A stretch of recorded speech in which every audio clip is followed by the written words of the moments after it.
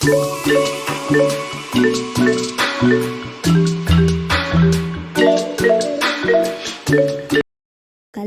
dengan skalar. Misalnya, objek tersebut dinamakan sebagai U, V, dan W yang berada pada himpunan V dengan semua skalar K dan L. Maka, himpunan tidak kosong V dapat dikatakan sebagai ruang vektor jika memenuhi ke-10 aksioma berikut ini. Yang pertama, memenuhi sifat tertutup. Jika U dan V adalah anggota dari himpunan V, maka U tambah V juga elemen dari himpunan V. Yang kedua, memenuhi sifat komutatif pada operasi penjumlahan. Yang ketiga, memenuhi sifat asosiatif pada operasi penjumlahan. Yang keempat, terdapat unsur identitas yaitu vektor 0. Yang kelima, memiliki unsur invers yang bertanda negatif. Yang keenam, memenuhi sifat komutatif pada operasi perkalian. Yang ketujuh dan kedelapan, memenuhi sifat asosiatif pada operasi matriks yang berordo 2x2, maka matriks hasil penjumlahan tersebut juga dapat dikatakan sebagai anggota dari himpunan V, di mana secara bersamaan aksioma ke-6 juga berlaku. Kemudian, untuk memenuhi aksioma kedua, kita perlu memperhatikan kembali sifat-sifat operasi vektor pada ruang berdimensi n, sebagaimana yang telah dijelaskan pada pertemuan turut memiliki kesesuaian dengan sifat bagian H, J, dan L, sehingga karena aksioma-aksioma tersebut bersesuaian dengan sifat-sifat pada operasi vektor untuk ruang berdimensi n, maka aksioma yang bersesuaian tersebut telah terpenuhi. Selanjutnya, aksioma keempat telah terpenuhi karena hasil penjumlahan vektor 0 dan vektor U, yaitu vektor U itu sendiri. Lalu, aksioma kelima juga telah terpenuhi karena hasil penjumlahan vektor U dengan negatif vektor U akan diperoleh vektor 0, yaitu vektor identitas. Terakhir, aksioma ke-10 juga telah terpenuhi karena skalar 1 dikalikan dengan vektor U, maka hasilnya adalah vektor U itu sendiri. Nah, karena himpunan V telah memenuhi 10 aksioma tersebut, vektor V disebut subruang dari himpunan V jika W itu sendiri merupakan suatu ruang vektor di bawah operasi penjumlahan dan perkalian skalar yang didefinisikan pada himpunan V.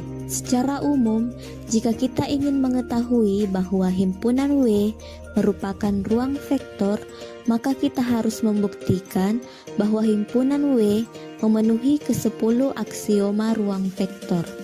Namun, jika himpunan W merupakan bagian dari himpunan V yang lebih besar dan telah terdefinisi sebagai ruang vektor, maka secara otomatis himpunan W juga dikatakan sebagai ruang vektor karena telah diturunkan dari himpunan V, dan himpunan W akan disebut sebagai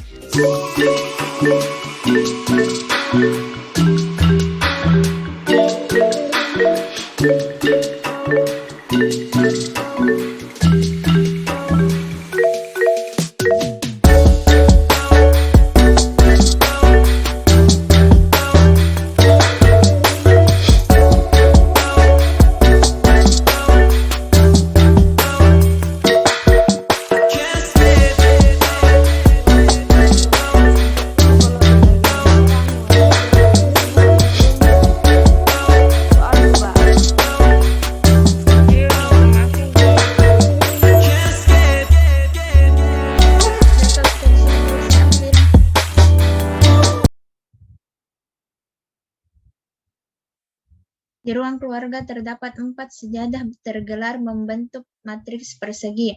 Sejadah di baris pertama milik ayah dan Khairul, sedangkan di baris kedua milik Bunda dan Dinda. Keesokan harinya ayah dan Dinda melipat sejadah miliknya sehingga sejadah yang tersisa membentuk matriks diagonal sekunder.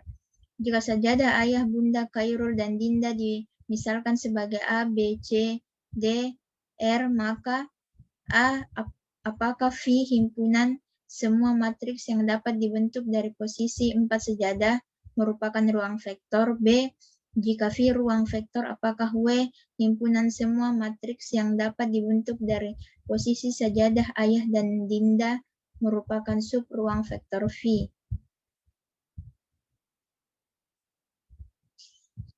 Saya menjawab nomor 1. Misalkan itu awalnya vektor P sama dengan A, B, C, dan D. Paham masuk? Kayak ini. A, B, elemen real.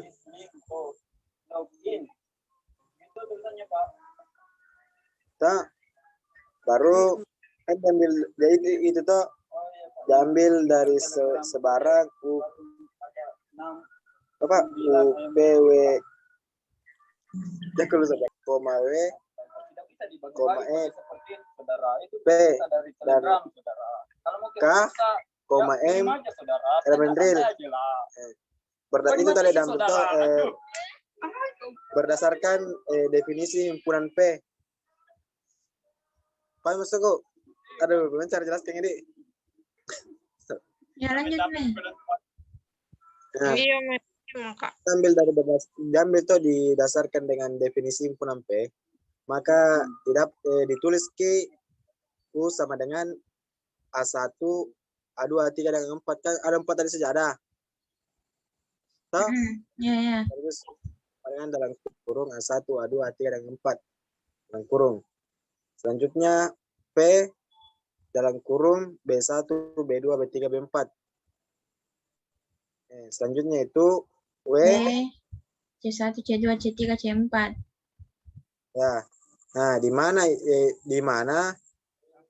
A1, A2, A3, A4, B1, B2, B3, B4, C1, C2, C3, C3, C4 adalah elemen real. Ini tanya.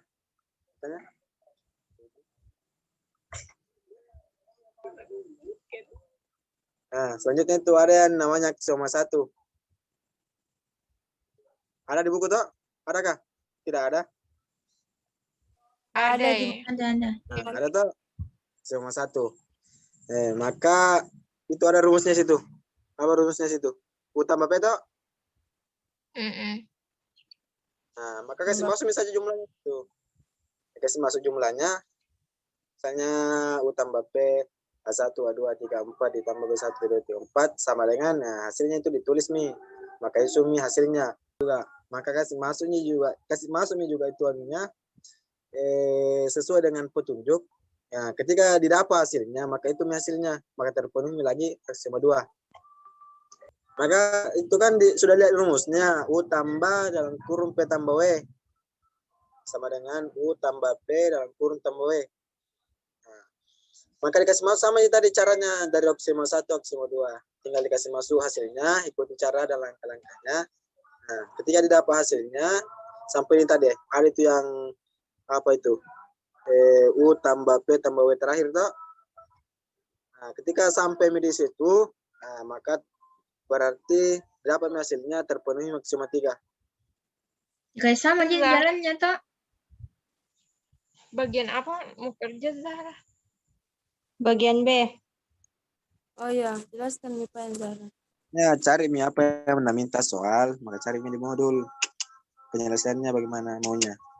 Ada semua aja itu. Coba buka di modul bagaimana di mana kira-kira letak anunya, jawabannya itu soal. Maksudnya Itu letak ada. soalnya. Ada nih ya.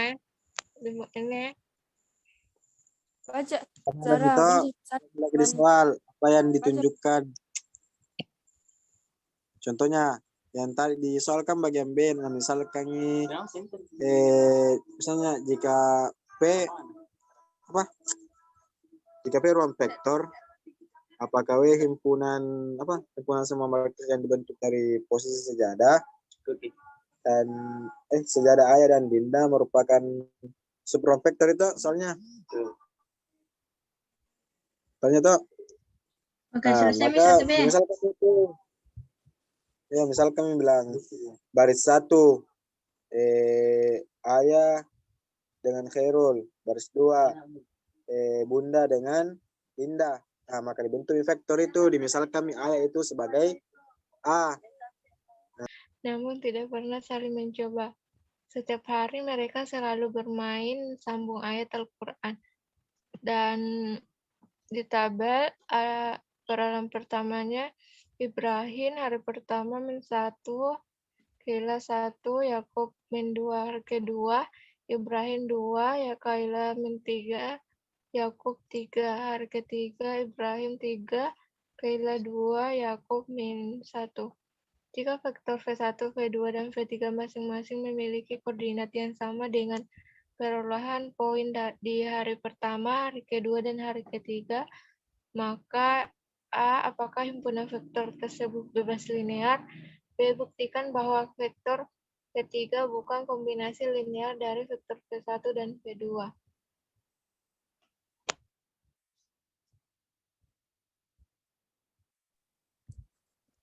Di bagian A, bagian A Langsung Kriya.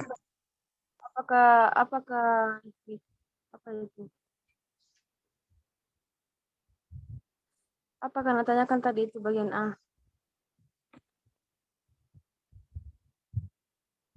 Apakah himpunan vektor tersebut bebas linear?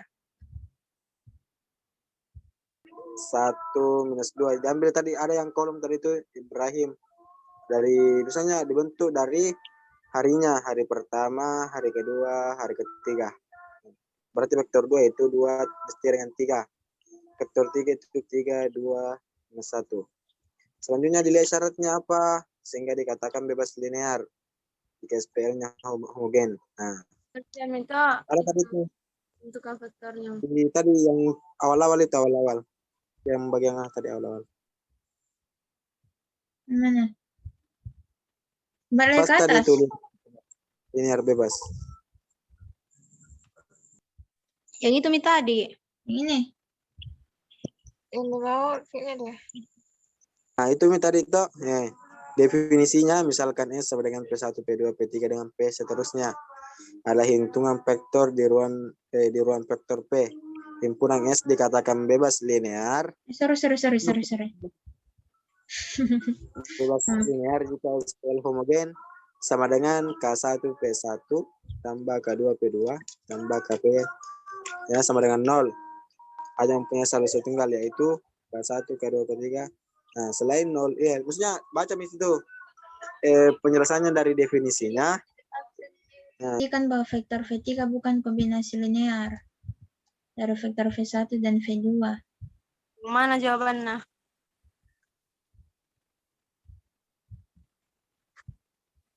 Jadi kayak begini penyelesaiannya.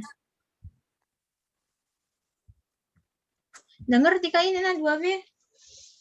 Pakai OB itu, pakai OB. Pakai Cari OB. dulu yang mana?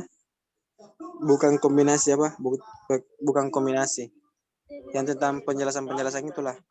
Ke P3 sama dengan K1. Oh, itu rumus P3 sama dengan K1 P1 tambah K2 sama K2 P2. Dengan OB. Oh, dikerjai dengan cara OB.